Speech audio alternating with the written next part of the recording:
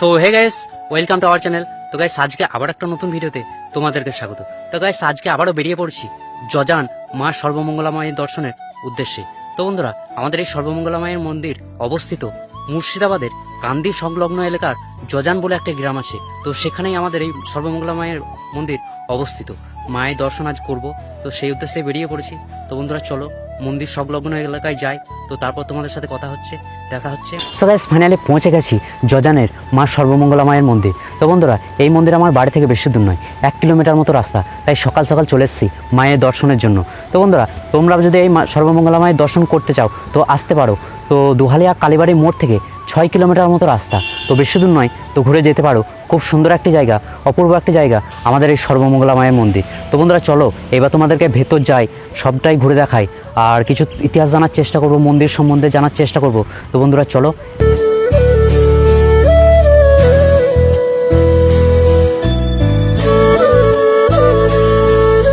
তো বন্ধুরা দেখতে পাচ্ছ, এটাই হচ্ছে আমাদের যজানের মা সর্বমঙ্গলা মায়ের মন্দির। তো বন্ধুরা চলো মন্দিরটা ভালোভাবে তোমাদেরকে দেখিয়ে দিই।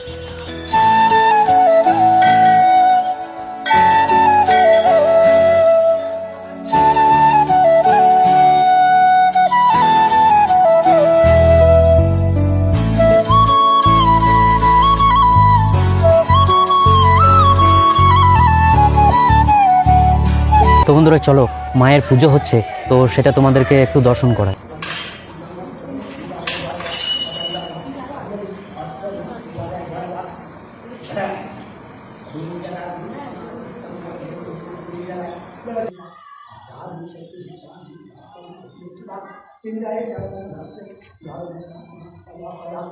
তো আমাদের এই সর্বমঙ্গলা মন্দির সম্বন্ধে যদি আপনি কিছু তথ্য বলেন তো খুবই উপকৃত হব। তো যদি কিছু বলেন। যেটুকু জানি সেটুকু বলছি, শোনার কথা। তারপর আমার বলি গেছেন পূর্বরা বলি গেছেন, সেটা বলছে। আর এই মন্দির গ্রামে 600 বছর পুরনো মন্দির। 600 বছর মায়ের প্রতিষ্ঠা করা হয়েছে, 600 বছর পূর্বে। তো এই মন্দির মায়ের প্রথম সম্মুখী আসেন, ওঠেন ওই মন্দিরের উত্তর দিকে একটা গ্রাম আছে খেটুপাড়া, সেই গ্রামের পাশের জঙ্গল থেকে মা ওঠেন। সেই জায়গাটা জঙ্গল হয়েই পড়ে আছে, সেইভাবেই আছে। সেখান থেকে মাকে স্বপ্ন যায়, সেবার দিকে মাকে নিয়ে সেখানে প্রতিষ্ঠা করা হয়। সেই থেকে প্রতিদিন মায়ের নিত্য সেবাগুলো চলছে, পুজো ভোগ আরতি চলছে, মায়ের নিত্য সেবা। আর মায়ের মাহাত্ম্য বলতে মূর্ছা রোগের কবচ দেওয়া হয় এখানে, এবং অব্যর্থ ঠিকমতো নিয়ে আমার পরবর্তী এবং ঠিকমতো পালন করতে পারলে পরে অবশ্যই ভালো হয়ে যাবে। ভেতর থেকে আসা একটা রোগ রুগী ওখানে ভালো হয়ে গিয়েছে, শুধু একটা কবচের মধ্যে একটা মায়ের বিশেষ। আর মায়ের নিত্য পুজো, সকালে ভোগ, তারপর আমিষ সহ অন্ন ভোগ হয় মায়ের প্রতিদিন।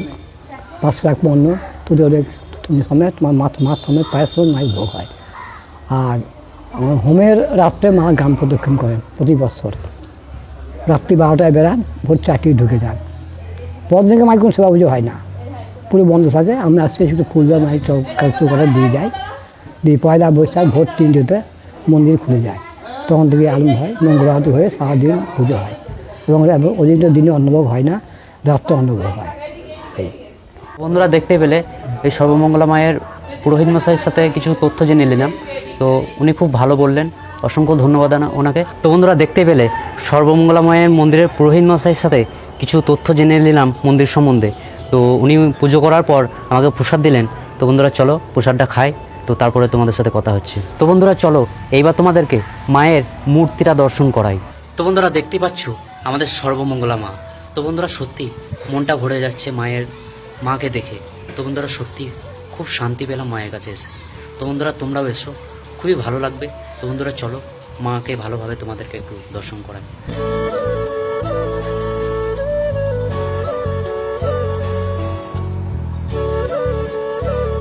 তো বন্ধুরা মায়ের দর্শন করে আর তোমাদেরকেও দর্শন করাতে পেরে মনটা খুব শান্তি হয়ে গেল। তো বন্ধুরা তোমরাও সময় পেলে এসো, মন্দিরটা ঘুরে গিয়েও, মায়ের কাছে ঘুরে যেও, সত্যি খুব ভালো লাগবে। সত্যি খুব শান্তির একটা জায়গা। তো বন্ধুরা চলো, এখনও তোমাদেরকে অনেক কিছু ঘুরে দেখানোর আছে বাকি। তো চলো সবটাই তোমাদেরকে ঘুরে দেখাই। বহু প্রাচীন মন্দির, বহুদিনকার মন্দির। হ্যাঁ, এখানে বড় বড় মহারিষি সাধকরা এসেছিলেন। কালকানন্দ অবধূত এসেছিলেন পঞ্চমুণ্ডী আসন, এখানে থাকতেন কালকানন্দ অবধূত। উনি মরুতীর্থ উপন্যাসটা লিখেছেন, 12খানা উপন্যাস, তার মধ্যে মরুতীর্থ হিংলাদ। এখান থেকে বেরিয়ে গেছিল মা গো বলো কবে শীতল হব এই গান ধরে। এ মা সর্বমঙ্গলা হচ্ছে মা চর্চিতা মূর্তি, অষ্টভুজা দুর্গা, বহু পুরাতন মন্দির। আগে মা ছিলেন ওই জায়গাটাতে, কিন্তু এইটাতে কালকানন্দ অবধূত এই মন্দিরটা তৈরি করার বাদে এটা অসম্পূর্ণ মন্দির হয়ে আছে, অষ্টদল পদ্ম করতে চেয়েছিল। তারপরে উনি চলে যাবে এখানে। এখানে আমাদের গ্রামের জমিদারের সঙ্গে কীরকম একটা ঝামেলা ঝঞ্ঝাট হয়, তারপর উনি এখান থেকে চলে যান, তারপর আর এখানে আসেননি। এই তো বন্ধুরা চলো এবার তোমাদেরকে মহাদেবের মন্দিরটা পুরোটাই দর্শন করায়। তো বন্ধুরা দেখতে পাচ্ছ এই মহাদেবের মন্দিরটা কত সুন্দর একটি কারুকার্য।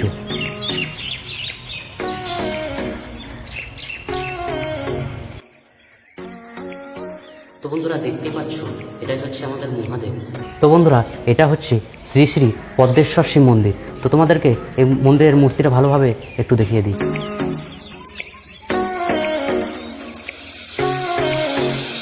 তো বন্ধুরা তোমাদেরকে মহাদেব দর্শন করালাম। তো এইবার তোমাদেরকে সুরঙ্গর যে পথটা ছিল তো সেটা তোমাদেরকে দেখাবো।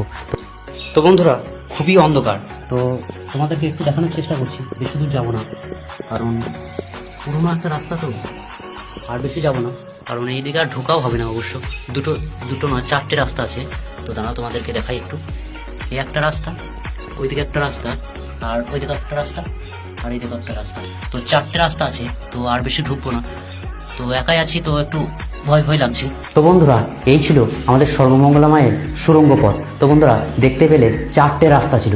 এই সুরঙ্গ পথ সম্বন্ধে ইতিহাস আমার কাছে কিছুই জানা নেই, তো তোমাদেরকে শুধু দেখিয়ে ছাড়লাম, কিছু বলতে পারলাম না। তো ইতিহাস জানা নেই যেহেতু, তো সেই জন্য কিছুই বলতে পারলাম না। তো বন্ধুরা চলো, এই ছিল সুরঙ্গ পথের রাস্তা। দেখতে পেলে 4টে রাস্তা ছিল।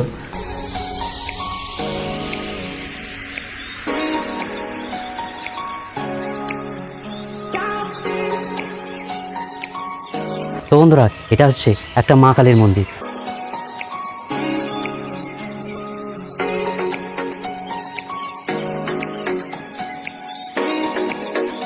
তো বন্ধুরা চলো এইবার তোমাদেরকে সর্বমঙ্গলা মায়ের যে পুকুর, তো সেটাই তোমাদেরকে দর্শন করায়।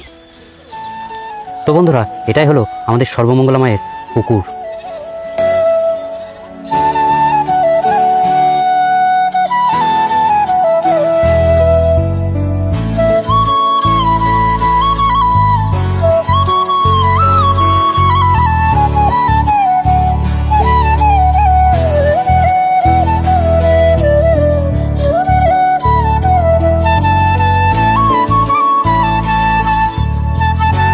তো বন্ধুরা এটাই হলো আমাদের জজানের সর্বমঙ্গলা মায়ের মন্দির।